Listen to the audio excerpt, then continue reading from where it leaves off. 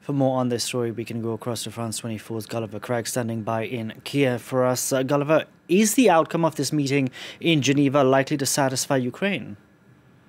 Satisfy, certainly not, but at least it looks like the dialogue is going to continue. Russia is expecting to receive some kind of written response from the United States or written proposals on European security, and that means that at least into next week, probably we're not likely to see any kind of drastic military action. I spoke a few minutes ago to a Ukrainian MP from Volodymyr Zelensky's party, the ruling party, Igor Chernev, and he was saying it does look like Russia is trying to buy time and that wants to drag out this process of negotiation, perhaps in the hopes that it can achieve something or win something from the United States and NATO, something that it wants without having to resort to military action. He said he thinks that Russia does take seriously the threat of sanctions from the United States, from the United Kingdom, though he regretted that the threat of sanctions from some European countries, such as Germany, was not apparently quite as strong or decisive as that of the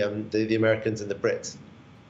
You know, when Sergei Lavrov spoke earlier, Gulliver, he accused the West of hysterics when it came to Ukraine. Clearly, this is something that government officials in Ukraine won't agree with.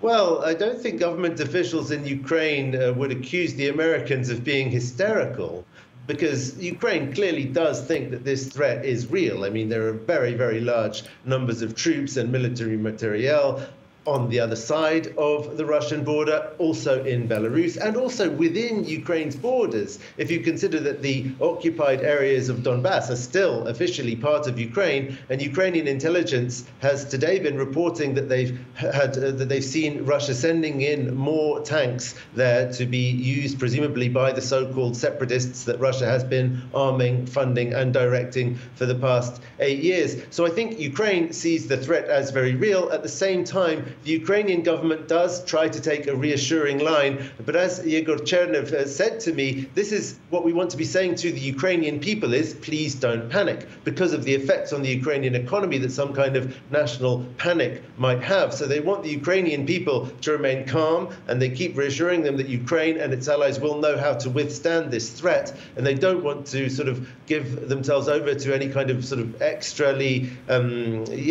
any language that could be seen as over-emotional or showing any signs of fear. But that doesn't mean that they don't think the threat is real.